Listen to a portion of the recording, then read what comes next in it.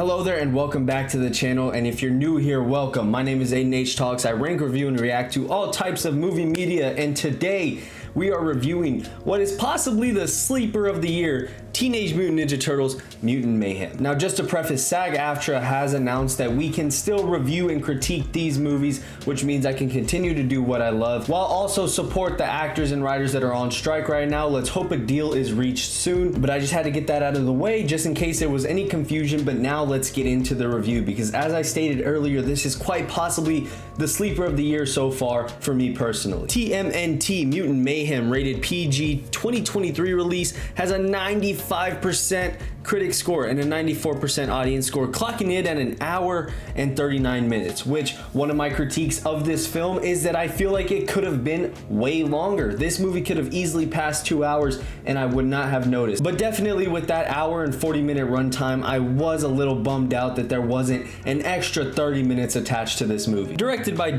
Rowe and written and produced by Seth Rogen, which I know y'all have seen the memes going around. I want to see what Seth Rogen is smoking, because that is The Boys, Invincible, and this movie that he has put his name to, and man, have they all been absolute slappers. After years of being sheltered from the human world, the Turtle Brothers set out to win the hearts of New Yorkers and be accepted as normal teenagers. Their new friend April O'Neil helps them take on a mysterious crime syndicate, but they soon get in over their heads when an army of mutants is unleashed upon them. I just gotta start out by saying the plot of this movie is very simple. It's very easy to digest, but man, does it have those moments where it hits you right in your feels, and that happens very early on. We see the four turtles, the four brothers, the ones that we all know and love, start to struggle with that grasp of wanting to be in the human world and not being looked upon in the light that they want to be looked upon in. They don't fit in, and that makes them very sad, and you can feel that very quickly into this movie. And so when those emotions hit, they hit big time. So to set that up very quickly and have that drive these four turtles to do good and to be accepted upon the humans is something that I loved a lot. Now, a lot of it is very straight down the middle, but it is a PG movie, so I wasn't too mad about how quote unquote predictable it was or where they took the story. I kind of knew what was coming. But even if you do have it figured out, it's the stuff that's in this movie, the movie making magic of it all, the animation, the humor, the absolute charisma of all four of these characters, along with their dad, Master Splinter,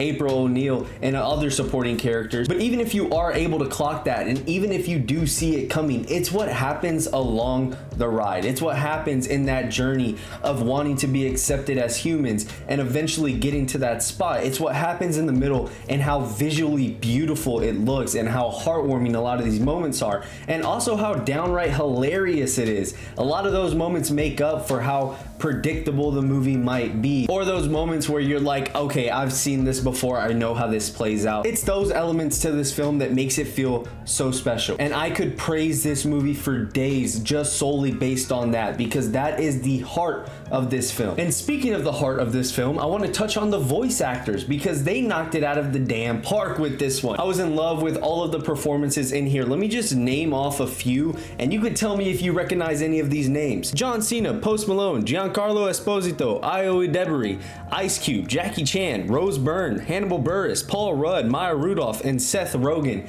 I mean, come on, and the list goes on. And I just gotta say, while I'm on the topic of voice actors, I cannot tell you how happy I am that they got kids to voice the turtles, because a lot of times in Hollywood, they will choose adults to voice little kids, and most of the time you can hear it, other times you can't. But I mean, Micah Abbey, Shaman Brown Jr., Nicholas Cantu, and Brady Noon all knocked it out of the park as well. I had an absolute blast just hearing their chemistry, seeing all of the fun jokes that they had with each other. I mean, they're riffing off of each other this entire movie.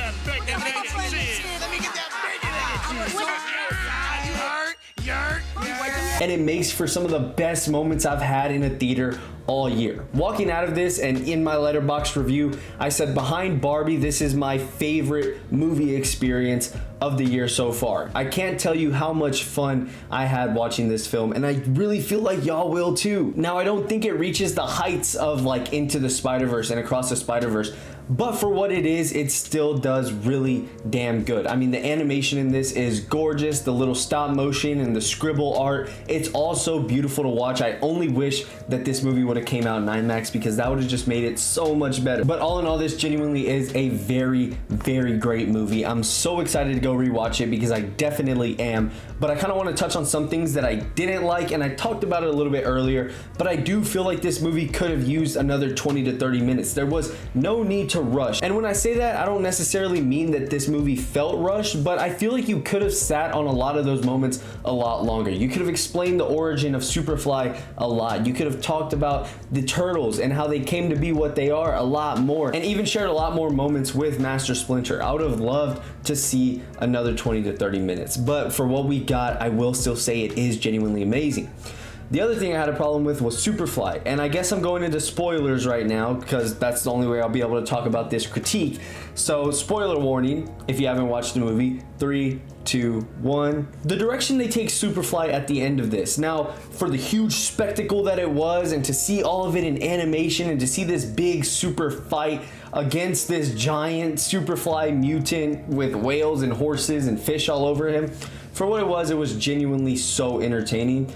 But I wish they didn't go that route. I really wish you would have spent a lot more time building up Superfly, and then you could have even kept him just in his regular body. You could have kept him how he is and established him more as a threat. That way, when we get to Shredder and we get to other Teenage Mutant Ninja Turtle villains, you already have them established as these 4 Ninja Turtles that can kick anyone's ass. But I feel like taking Superfly to that big, grand, kaiju-esque villain and having the Turtles gang up with everyone else to fight him, I feel like that didn't really work for me, and I really wish it would have stayed a little bit more grounded. But as I said earlier, if you're gonna take it that way, make it entertaining, and that's exactly what they did. So those are really the only critiques I had with this. I feel like you could have made it a little bit longer, and you could have also built up Superfly just a little bit better and took him in a different direction. But as I said earlier, for what we got, it was really, really amazing. Such a good film. Honestly, in my opinion, sleeper of the year, and that's why I have it at an 87 out of 100. That's right, this movie was worth all of the hype, and I only hope the box office and the audience shows up for that, because it genuinely deserves all of it, and it falls as my 11th favorite movie of the year.